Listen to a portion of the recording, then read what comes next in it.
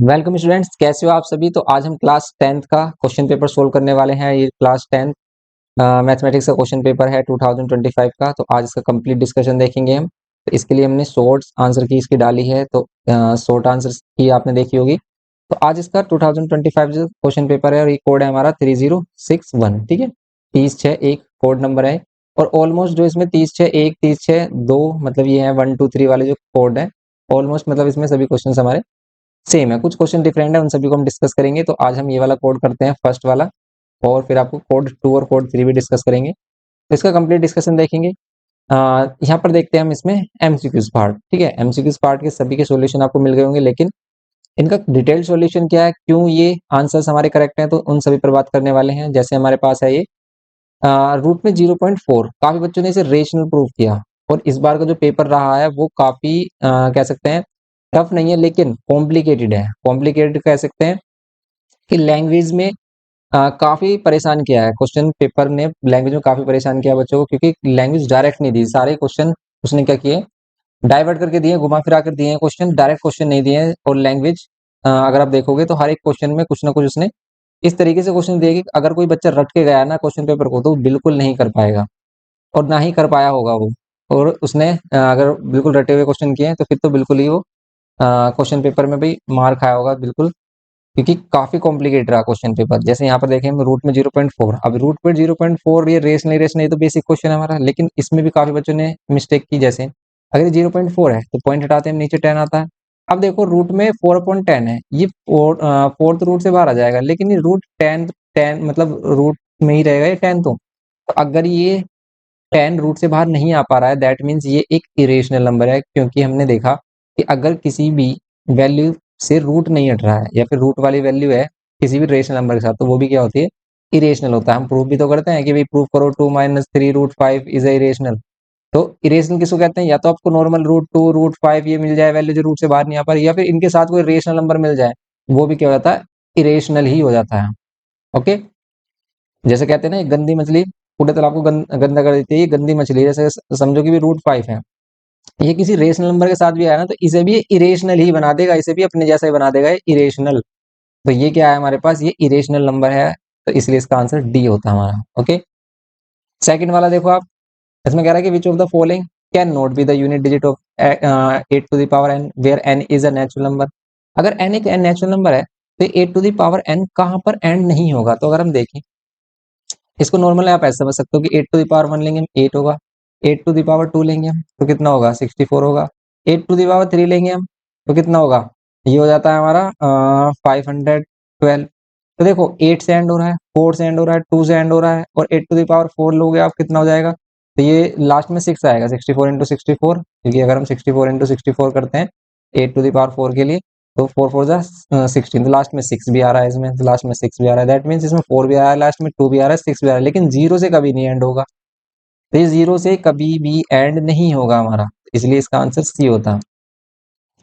ये होता है सिंपली। अब which of the following quadratic equation has real and equal roots. और इसको आप ऐसे भी समझ सकते हो कि ये 2 to the power 3 है। ठीक है, 2 to the power 3 है।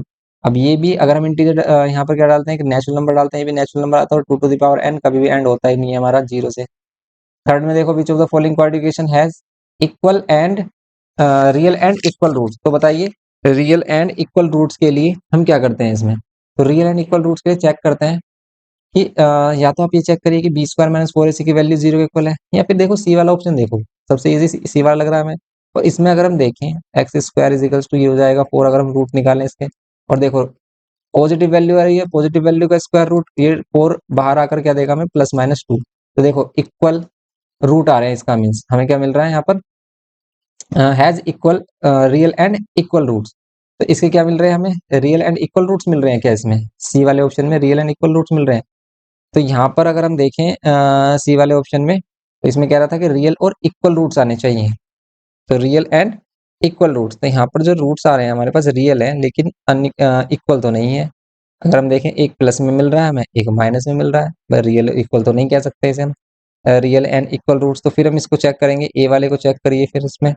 अगर इसमें रियल और इक्वल रूट्स नहीं मिल रहे हैं, इक्वल रूट्स नहीं है ना इसमें, क्योंकि अगर इसमें देखें b² - 4ac की वैल्यू 0 के इक्वल आनी चाहिए, b की वैल्यू इसमें इसमें कंपेयर करें तो बी तो है ही नहीं, इसमें बी जीरो होगा इसमें। -4 ए सी, ए और सी की वैल्यू कितनी आ रही है हमारे पास, सी की वैल्यू फिर माइनस में 4 आ रही है। 4 ए सी कर रहे हैं तो माइनस माइनस प्लस का कितना आ रहा है, 16 आ रहा है।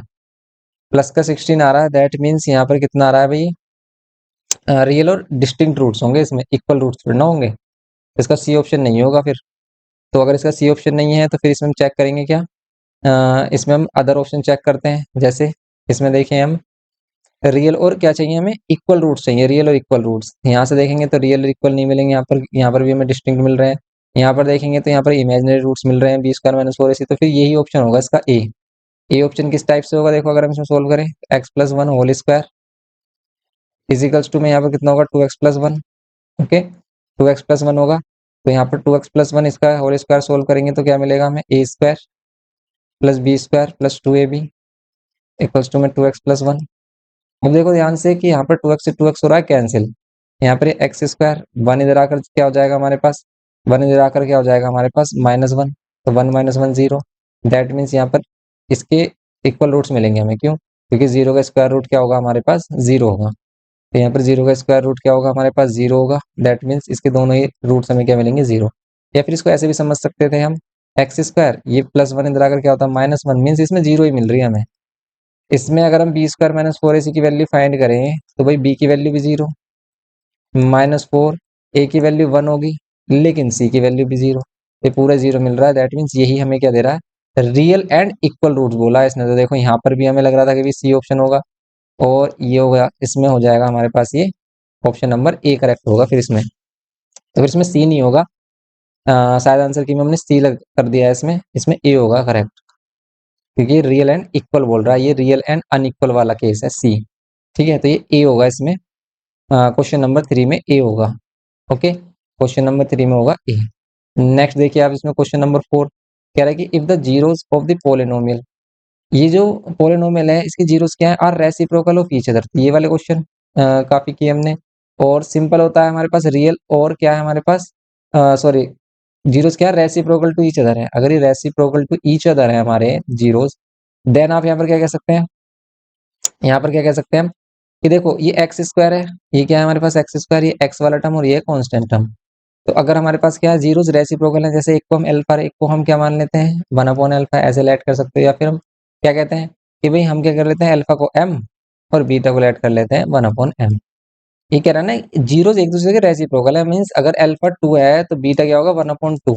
समझ रहे हो आप, अगर अल्फा 3 है तो बीटा क्या होगा, 1/3। ये तो रेसिप्रोकल है। तो अगर आप m मानते हो अल्फा को, तो बीटा क्या होगा इसमें, 1/m। अब देखो, अगर ये हमने अपने तरफ से वैल्यू लेट किए हैं तो हमें ये m कैंसिल करना होता है, तो कौन सा रिलेशन लें, सम ऑफ जीरो या प्रोडक्ट ऑफ जीरो। देखो अगर आप प्रोडक्ट ऑफ जीरो लेते हो तो m से m कैंसिल हो जाएगा, तो हम इसमें लेंगे product of zero is equals to c/a। अब अल्फा की वैल्यू m, बीटा की value 1/m equals to c। c की वैल्यू क्या होगी, देखो c होगा ये कांस्टेंट टर्म इसका, 2a/b डिवाइड में a की वैल्यू क्या होगी, a की वैल्यू होगी एक्स स्क्वायर का जो कोफिशिएंट है ये a। ओके, m से m कैंसिल, यहाँ पर 1। अब देखो ये a जाएगा ऊपर b के साथ, क्यों, क्योंकि देखो इसका फ्रैक्शन कंप्लीट है, a का फ्रैक्शन कंप्लीट नहीं है, तो a का फ्रैक्शन कंप्लीट करेंगे तो a b के साथ मल्टीप्लाई, और अगर a b के साथ मल्टीप्लाई हो रहा है तो 2a/ba, और a से a कैंसिल, तो b को उधर लेके आएंगे तो b इक्वल्स हो जाएगा 2। दैट मीन्स इसका आंसर कितना होगा, इसका आंसर होगा 2। ओके, इसका आंसर होगा हमारा 2, फोर्थ में 2 आंसर होगा हमारा सिंपली। इस टाइप से करते हैं इसे। एंड क्वेश्चन नंबर 5 में अगर हम देखें, the distance of the point this from the x axis, तो देखो इसको ध्यान रखना कि कभी भी किसी पॉइंट का डिस्टेंस बोले, अगर वो एक्स एक्सिस से डिस्टेंस बोलता है तो वाई वाली वैल्यू इसका डिस्टेंस होता है। क्यों होता है, अगर हम इसको समझें तो अगर आप ध्यान से देखें कि अगर हमें ये पॉइंट लोकेट करना है तो ये तो पॉजिटिव की तरफ आ रही है वैल्यूज, तो ये नेगेटिव की तरफ मिलेगी हमें वैल्यू, -1, -2, -3, ये लेट की हमने। यहाँ पर हमें 1 2 ये पॉजिटिव मिलेगा वाई। ओके, एंड यहाँ पर फिर -1 -2 -3, ओके, -4 ये हो रहा है हमारे पास। तो देन सिंपली हम क्या करेंगे इसमें, distance on the point A from the x axis. अब ये क्या है, -3,4 है, -3, -4, तो -3, -4 यहाँ पर लाई करेगा नियर बाई -3, -4, तो -3, -4 यहाँ पर लाई कर रहा है। देन सिंपली आप अगर देखो इसमें, ये कह रहा है कि एक्स एक्सिस से डिस्टेंस बताओ भाई, एक्स एक्सिस से, ये एक्स एक्सिस, इससे ये वाला डिस्टेंस होगा कितना, ये वाला डिस्टेंस होगा कितना। तो ध्यान से देखो, ये जो डिस्टेंस है ना, ये सेम इतना है जितना यहाँ पर ये आ रहा है, समझ रहे हो आप। तो y वाली वैल्यू x एक्सिस से डिस्टेंस होती है, मींस कितना डिस्टेंस है 4, और हमेशा डिस्टेंस पॉजिटिव ही लेते हैं, इसलिए इसका आंसर होगा 4। अगर ये y एक्सिस से डिस्टेंस बोलता तो x की वैल्यू, x एक्सिस डिस्टेंस बोल रहा है तो y की वैल्यू, तो बस इसका बी आंसर है, सिंपल, ये डायरेक्ट। नेक्स्ट देखो 6।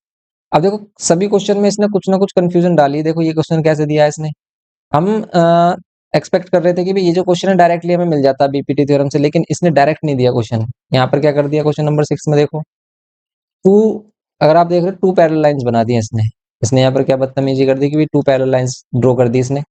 अब यहाँ पर अगर 2 पैरेलल लाइंस है तो इसी के अकॉर्डिंग हमें इसे सोल्व करना होगा। वैल्यूज क्या क्या गिवन किए हैं, एपी गिवन किया है 2, पीएक्स गिवन किया है 1.5 एंड बीएक्स गिवन किया है 4, and also Q Y given किया है, क्यू वाई है हमारे पास 0.75, और फाइंड करने के लिए क्या बोल रहा है, ए क्यू एंड ये वाला Y C S C Y का सम।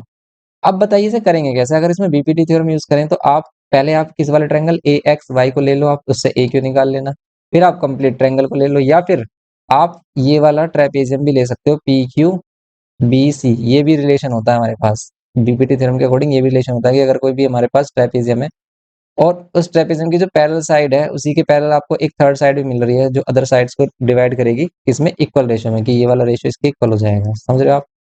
तो यहाँ पर भी हम यही करेंगे कि अगर हम इसे सोल्व करते तो 2 अपॉन में 1.5 बीपीटी थ्योरम के अकॉर्डिंग, 2 अपॉन में 1.5 इक्वल्स टू में क्या होता है, ए क्यू अपॉन में कितना 0.75 ये होता। अब इसे सोल्व कर लो आप, 2 अपॉन में 1.5 मल्टीप्लाई में कर लो 0.75 इक्वल्स टू में ए क्यू, ये होगा। देन आप पॉइंट हटाओ, नीचे आएगा 100 और पॉइंट हटाओ ऊपर जाएगा 20। सिंपली यहाँ पर आप सोल्व कर लो, जैसे आप क्या कर सकते हो 25 से कर सकते हो आप इसे। और ध्यान से देखो 15 5 जा 75 और 5 से 5 कैंसिल, तो आ गया 1। ए क्यू की वैल्यू आ गई आपको 1, ए क्यू की वैल्यू मिली 1, और ये ए क्यू क्या है हमारा सेंटीमीटर में, तो ए क्यू मिल गया हमें 1। अब या तो आप इसमें अगेन बीपीटी लगा लो कंप्लीट ट्रायंगल किसमें, ए बी सी में, जिसमें आप क्या कर लो भाई ए एक्स और एक्स बी का रेशो ले लो, यहाँ पर ए वाई और वाई सी का ले लो रेशो, ऐसे भी कर सकते हो आप।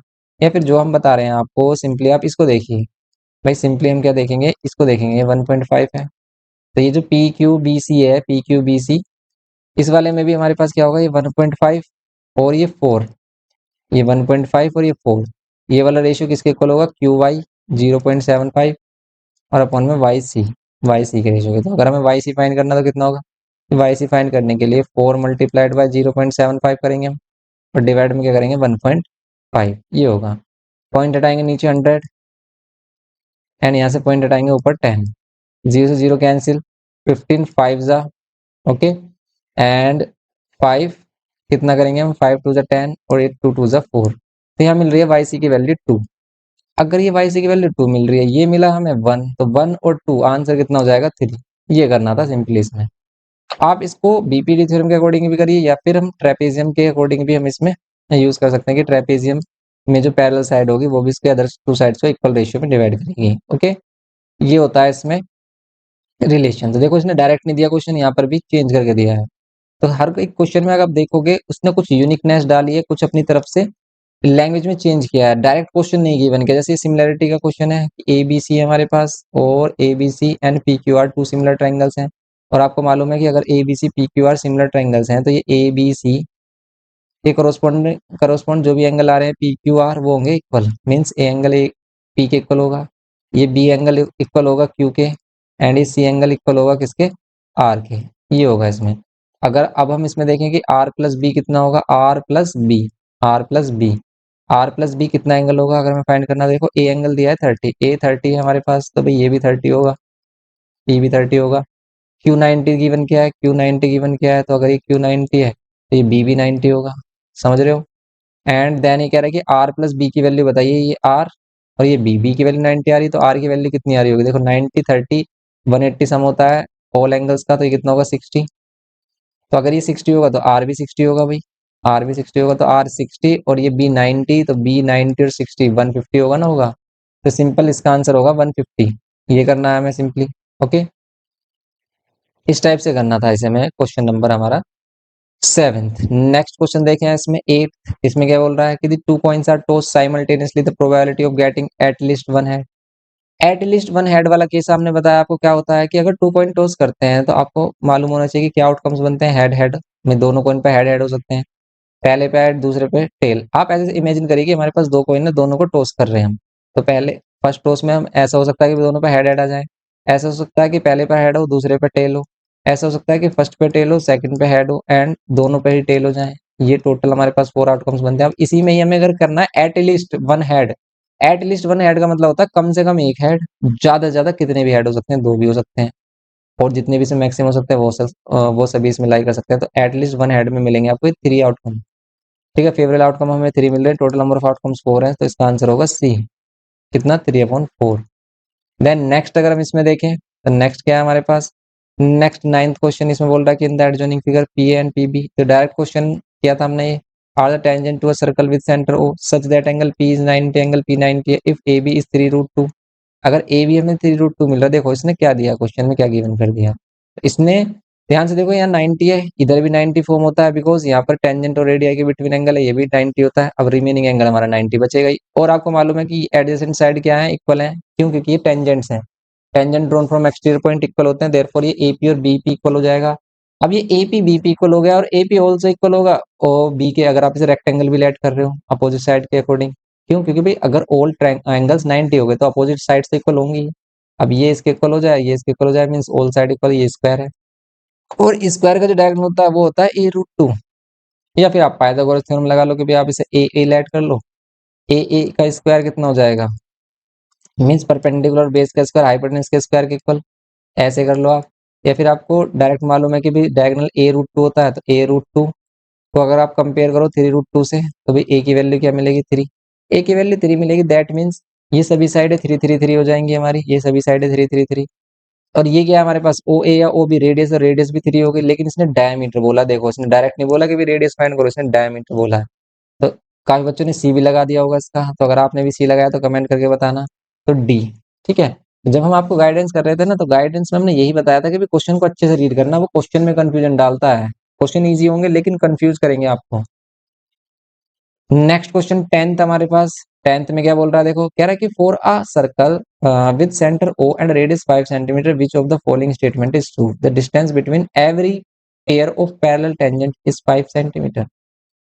Every pair of parallel tangent बनेंगे कहां पर हमारे पास, तो देखो पैरेलल टेंजेंट अगर हम बनाते हैं ना वो हमेशा डायमीटर बनते हैं, एक क्वेश्चन हमारा बुक में भी है जिसमें हम प्रूव करते हैं कि भाई ये एंड पॉइंट पर जो बनने वाले टेंजेंट होते हैं हमारे पास किसके, डायमीटर के, डायमीटर के एंड पॉइंट पर जो टेंजेंट फॉर्म होते हैं वो दोनों क्या होते हैं, पैरेलल होते हैं, ये प्रूव करना था हमें, ये प्रूव करना है हमें। तो इसी में यहाँ पर ये बोला कि अगर पैरेलल मींस आप क्या कर रहे हो, distance between every pair of parallel tangent, तो every pair of parallel tangent के बिटवीन डिस्टेंस कितना होगा, जितना इसका डायमीटर होगा। अब डायमीटर कितना होगा, रेडियस 5 और डायमीटर होगा 10, तो इसमें होना चाहिए क्यू, इसका आंसर होगा क्यू। ठीक है, इसका आंसर क्या होगा, क्यू आंसर होगा इसमें 10th में क्यू। ओके, नेक्स्ट नेक्स्ट देखें इसमें हम क्वेश्चन नंबर, इसमें क्या है हमारे पास, बी का हमारे पास क्यू हो गया। नेक्स्ट देखें अब इसमें क्वेश्चन नंबर 11, 11 में कह रहा है कि in the adjoining figure T S is a tangent, T S tangent आपको मिल रहा है to a circle with centre O the value of 2x, 2x की वैल्यू बताइए कितनी होगी, ध्यान से देखो ये 3x एंगल, ये x है, ये कितना होगा, ये होगा 90, और इन इंटीरियर एंगल्स का सम कितना होगा, तो अगर ये 90 है हमारा, तो देखो अगर ये 90 तो इन दोनों का सम भी 90 होगा, बिकॉज ऑल एंगल्स का सम 90 होता है हमारा।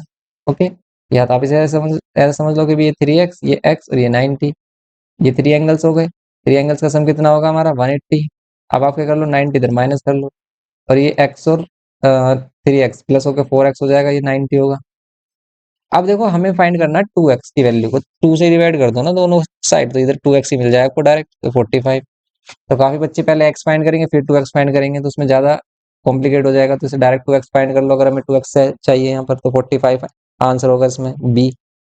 अब नेक्स्ट आ जाते हैं 12th क्वेश्चन पर, इसमें कह रहा है कि if x is this and y multiplied by this then x ratio y, कैसे फाइंड किया आपने, देखो अगर हम इसे ध्यान से देखें ना तो इसमें एक आइडेंटिटी यूज हो रही है जो क्लास 11th में आती है हमारी, लेकिन जैसे ये हमारे पास साइन 2 थीटा, ये हमारे पास साइन 2 थीटा, तो साइन 2 थीटा के अकॉर्डिंग ये हो जाएगा हमारे पास साइन 60, और ऐसे ये हमारे पास होता है टेन 2 थीटा, तो ये हो जाएगा हमारे पास 230, 2 इंटू 30 मीन ये भी 1060 हो जाएगा, लेकिन हमें एक्स रेस वाई चाहिए, एक्स रेस वाई चाहिए तो वाई इधर लेके आएंगे। अब इधर हमारे पास क्या है 1060 है, और इधर से जो साइन 60 है वो नीचे आएगा। tan 60 की वैल्यू अगर हम देखें, tan 60 की वैल्यू होती है √3 और tan 30 की वैल्यू √3/2। ओके, देन सिंपली आप क्या करोगे, √3 के नीचे 1 लोगे आप तो √3 डिवाइड में जाएगा और 2 जाएगा ऊपर। समझ रहे हो आप क्या कर रहे हैं हम यहाँ पर?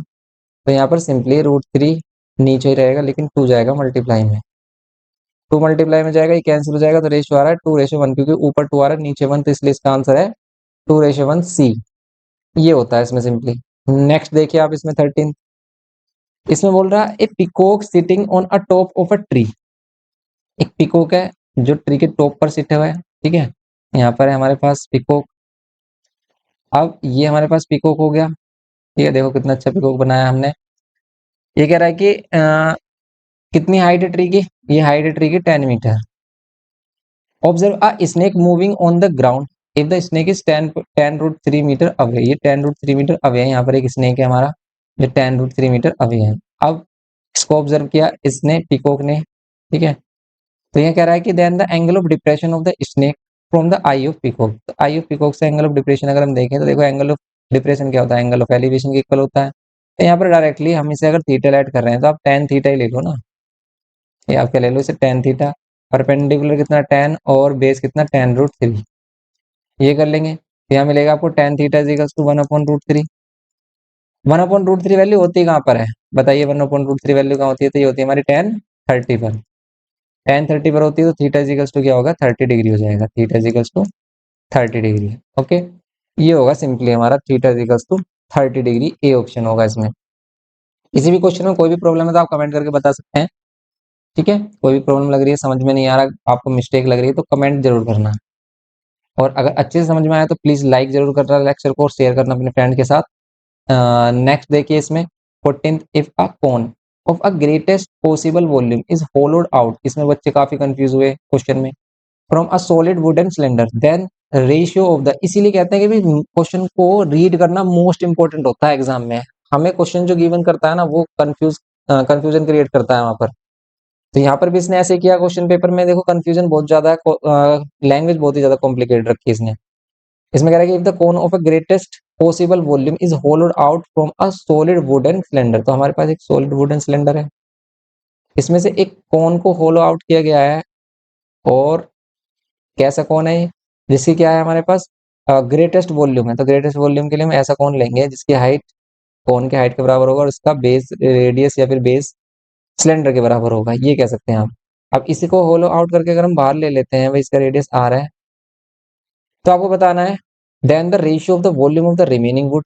मतलब ये जो रिमेनिंग वुड बचेगा इसकी वॉल्यूम का ratio to the volume of the cone hollowed out, और जो कोन निकाला गया उसकी वॉल्यूम। तो देखो रिमेनिंग जो पार्ट है इसकी वॉल्यूम निकालने के लिए हम करेंगे क्या, रिमेनिंग जो पार्ट है इसकी वॉल्यूम निकालने के लिए हम क्या करेंगे, सिलेंडर की वॉल्यूम πr²h ये होती है, माइनस कोन की वॉल्यूम, कोन की वॉल्यूम होती है 1/3 πr²h। और देखो अगर हम इसमें कॉमन सेंस लगाए ना, अगर हम इसमें कॉमन सेंस लगाए तो वॉल्यूम ऑफ कोन क्या होती है 1/3 πr²h होती है, मीन सिलेंडर की कोन का 1/3 पार्ट। मतलब अगर हम 3 पार्ट ले लें सिलेंडर को, अगर हम 3 इक्वल पार्ट में डिवाइड कर दें तो एक पार्ट कोन उसमें से निकलेगा। ये कह सकते हो आप कि अगर हम सिलेंडर को 3 इक्वल पार्ट में डिवाइड कर दें ना तो इस कोन की जो वॉल्यूम होगी, इस कोन की जो वॉल्यूम होगी हमारी वो एक पार्ट के बराबर होगी। तो बचे 2 पार्ट।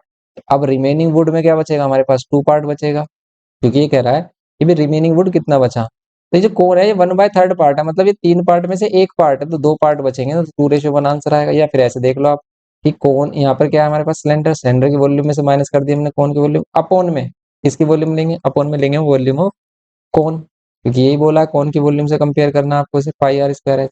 अब इसे सोल्व कैसे करेंगे, सोल्व करने के लिए आप सिंपली देखिए πr²h आ रहा है कॉमन, बचेगा क्या 1 -1/3 और डिवाइड में कितना 1/3 πr²h, ये कैंसिल कर देंगे।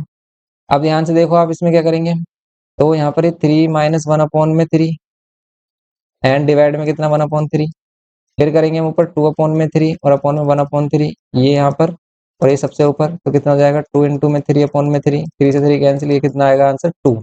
ओके, आंसर इसका आएगा 2, दैट मीन्स 2 ऊपर आएगा, नीचे लेंगे हम 1, तो इसलिए इसका आंसर होगा 2:1। काफी कंफ्यूज हुए इस क्वेश्चन में बच्चे। नेक्स्ट देखेंगे, और अगर आपको ये क्लियर हो गया क्वेश्चन तो आप कमेंट करके जरूर बताना, नहीं हुआ तो फिर हमें कमेंट करना, फिर हम नेक्स्ट लेक्चर जो करेंगे इस पर उसमें इसको क्लियर करने की कोशिश करेंगे। और जब तक आपको क्लियर नहीं होगा इसको अगेन एंड अगेन हम आपको बताएंगे अच्छे से। वैसे सिंपल मोस्टली बच्चों को अब समझ में आ चुका होगा। ओके, नेक्स्ट देखेंगे इसमें, if the mode of the sum observation is 10। अब देखो ये क्वेश्चन, क्वेश्चन तो कोई सिंपल गिवन ही नहीं है अभी, डायरेक्ट तो कोई भी क्वेश्चन मिलेगा ही नहीं। ऐसे क्वेश्चन पेपर बनाया ना, ये बहुत लेंथी पड़ जाएगा बच्चों को समझने वाले के लिए, और जिसने सिर्फ बेसिक किया होगा ना उससे तो ये होगा ही नहीं, जिसकी अंडरस्टैंडिंग नहीं है ना उससे तो बिल्कुल ही नहीं होगा। क्वेश्चन पेपर ऐसा है, काफी बच्चे इससे परेशान हुए पेपर से। आपको कैसा लगा पेपर जरूर कमेंट करके बताना। If the mode of the observation is 10, observation की मोड 10 है, and the sum of the mean and median, mean और मीडियन का सम कितना है? मीन और मीडियन का सम है हमारे पास, मीन और मीडियन का सम है 25। ये हमारे पास एक रिलेशन मिल गया मीन और मीडियन का। और ये कह रहा है कि मोड इसका ऑब्जर्वेशन का क्या है? 10 है। अब इस मोड का हम करें क्या भाई? ये जो मोड 10 गिवन कर दिया इसका करें क्या हम? तो देखो रिलेशन याद करो, मीन मीडियन मोड में एक होता है रिलेशन, मीन मीडियन मोड में एक रिलेशन होता है क्या? या तो आप इसे याद रख सकते हैं कि जो मोड इज इक्वल्स टू होता है वो 3 मीडियन माइनस 2 मीन होता है। ठीक है, कि मोड जो होता है हमारे पास वो किसके इक्वल होता है? 3 मीडियन माइनस 2 मीन, 2 मीन ये होता है रिलेशन। ओके, अब अगर मोड हम 10 ले लें तो 10, तो ये एक इक्वेशन ये मिल रही है हमें 3 मीडियन माइनस 2 मीन, ये मिल रही है हमें इसमें इक्वेशन। तो ये इक्वेशन मिल रही है और एक इक्वेशन ये है मीन और मीडियन में। तो अगर हम इसे सिंपलीफाई करें तो देखो होगा क्या, तो यहाँ पर मीन सिंपल हमारे पास, मीडियन सिंपल है, इज में 25, लेकिन यहाँ पर मीडियन के साथ कितना है? मीडियन के साथ 3 है और मीन के साथ है 2। अब आप किसको इक्वल बनाना चाह रहे हैं? अगर आप मीडियन को इक्वल बनाना चाह रहे हैं तो आप 3 की मल्टीप्लाई करोगे इसमें, तो इस इक्वेशन में आप करोगे 3 की मल्टीप्लाई, तभी तो 3 मीडियन होगा। अगर आप मीडियन को ले रहे हो फर्स्ट, यहाँ पर देखो ध्यान से, तो हम इसमें 3 की मल्टीप्लाई करें अगर बोथ साइड, तो 3 मीन, या फिर आप मीडियन पहले ले लो। ठीक है, 3 median plus 3 mean equals to 3 से मल्टीप्लाई करेंगे तो 75, और फिर यहाँ पर आ जाएगा हमारे पास 3 median minus 2 mean equals to में 10। कैंसिल करेंगे तो यहाँ कैंसिल, यहाँ प्लस, और फिर ये कैंसिल, 3 मीडियन से ये माइनस का मीडियन कैंसिल हो जाएगा, प्लस और माइनस कर दिया हमने, ये प्लस प्लस प्लस हो जाएगा 5 मीन, और यहाँ पर माइनस करोगे कितना मिलेगा आपको? मिलेगा 65। और अगर आप इसे डिवाइड कर रहे हो किससे? 5 से, तो 5 वन जा 5 और 5 से 15, तो मीन आ रहा है 13, मीन 13 आ रहा है, और इन दोनों का सम कितना आ रहा है? 25।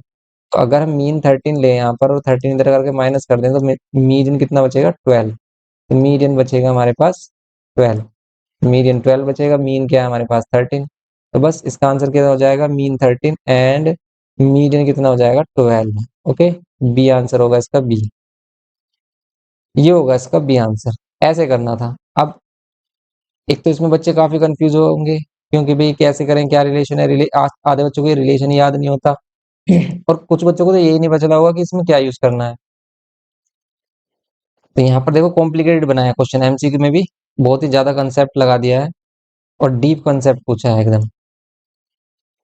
16th, if the maximum number of student has obtain 52 marks out of 80। अभी क्या कह रहा है कि मैक्सिमम नंबर ऑफ स्टूडेंट, ज्यादा से ज्यादा बच्चों के 52 मार्क्स आए हैं, सबसे ज्यादा बच्चों के कह सकते हैं। तो ये जो सबसे ज्यादा वाला मोस्ट अकरिंग वाली फ्रीक्वेंसी होती है उसे क्या कहते हैं? मोड कहते हैं। तो ये होगा हमारे पास मोड, इसे बोलेंगे 52 is the mode of the data.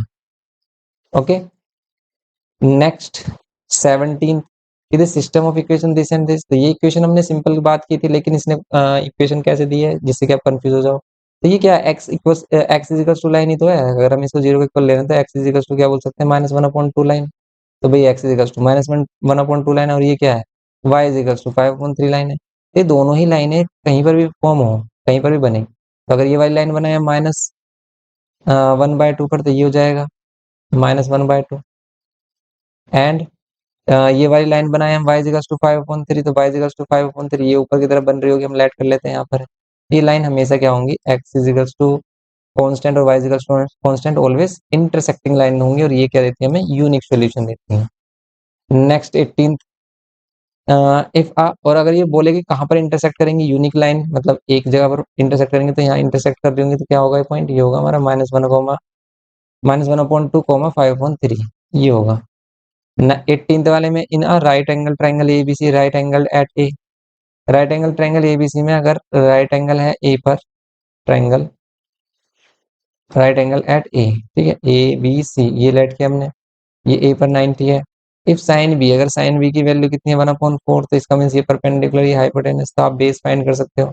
और बेस फाइंड करोगे तो कॉमन सेंस लगाइए कि सेक क्या होता है, सेक होता है हाइपोटेनस अपॉन बेस, और इसमें हाइपोटेनस 4 है, तो यहाँ पर हाइपोटेनस 4 ओनली किस में लाई कर रही है, डी ऑप्शन में। ऐसे कर लो डायरेक्ट देखते ही। वैसे भी इसका बेस जो आने वाला है वो 50 नहीं मिलेगा, क्यों, क्योंकि बेस इजिकल्स टू होगा, बेस स्क्वायर इजिकल्स टू होगा hypotenuse square minus perpendicular square. Hypotenuse 4 है, 4 का स्क्वायर माइनस परपेंडिकुलर 1 है, 1 का स्क्वायर, यहाँ 16 माइनस 1 हो जाएगा 15, और बेस से स्क्वायर हटाएंगे, स्क्वायर रूट हो जाएगा ये 15√15। Okay, D answer. नेक्स्ट देखेंगे इसमें हम 19, इसमें बोल रहा है कि for any two prime numbers P and Q their HCF is 1। Two prime numbers का एचसीएफ हमने बताया था ऑलवेज 1 होता है, और इनका एलसीएम इन दोनों का प्रोडक्ट होता है, प्लस नहीं। अगर हम एलसीएम निकालें टू प्राइम नंबर्स का, जैसे हम लेट कर लेते हैं 2 और 5 है, तो इन दोनों का एलसीएम इन दोनों की मल्टीप्लाई करके होगा, 2 5 ज़ 10, इन दोनों के प्लस करके नहीं होगा, तो ये गलत है। इसका मतलब क्या है, असर्शन इज फॉल्स। एंड इसमें क्या है कि देखो एलसीएम और एचसीएफ का रेशियो क्या है, product of the two number, इसका मींस ये करेक्ट है, तो इसमें क्या assertion is false and reason is true. Next देखो आप इसमें 20th असर्शन रीजन में क्या बोला है, event E getting a number less than 2, कब लेस देन 2 आना चाहिए, in an experiment of throwing a die, die को थ्रो करते हैं, आपको मालूम है वही 6 नंबर्स मिलते हैं, 1 2 3 4 5 6। इन 6 इवेंट्स में से आपको क्या लेना है, getting a number less then 3, number less then 3, number less then 3 क्या है, ओनली 1 और 2 है, ठीक है। और अगर इनकी प्रोबेबिलिटी निकालें हम, 2 अपॉन में कितनी हो जाएगी 6, तो होगी 1 अपॉन में 3। एंड फिर कह रहा है कि event 2 getting a number greater than 3, greater than 3 कौन है हमारे पास, 4 5 6, और अगर इसकी प्रोबेबिलिटी निकालेंगे तो वो प्रोबेबिलिटी निकलेगी हमारी ग्रेटर देन 6 में कितनी, 3 अपॉन में 6 मीन्स 1/2। और अगर ये 1/2 और 1/3 का सम 1 आ रहा है तो ये कॉम्प्लीमेंट्री, अदरवाइज नहीं, क्योंकि कॉम्प्लीमेंट्री इवेंट किसको कहते हैं, जिन दोनों का सम 1 आता है, तो इसको हम कॉम्प्लीमेंट्री इवेंट भी कहते हैं। दैट मीन्स इसमें क्या होगा भाई, ये तो करेक्ट है, लेकिन ये करेक्ट नहीं है क्योंकि इन दोनों का सम 1 नहीं आ रहा। दैट मीन्स असर्शन इज क्या हो जाएगा हमारे पास, false, assertion is false but reason is true, तो इसमें भी डी ऑप्शन आ रहा है। ओके, इसमें भी डी ऑप्शन आएगा। तो ये है इसके एमसीक्यूज पार्ट, और फिर हम नेक्स्ट जो पार्ट है इसमें नेक्स्ट लेक्चर में कंप्लीट करेंगे। इसमें ये भी सिंपल ही क्वेश्चन है भाई, ये वाले क्वेश्चन किए हमने, इसको इधर मल्टीप्लाई करके पहले मीन्स वही पहले इन दोनों इक्वेशन को एक बार ऐड करेंगे, फिर हम सब्ट्रैक्ट करेंगे, और देन जो न्यू इक्वेशंस फॉर्म होती है उनसे हम एक्स और वाई की वैल्यू निकालते हैं। ओके, आप कमेंट करके बताना कि भाई आपको पेपर कैसा लगा, कैसा रहा आपका पेपर, आप कितना स्कोर कर सकते हैं, अपना स्कोर भी शेयर करना। मिलते हैं नेक्स्ट लेक्चर में। Thanks for watching.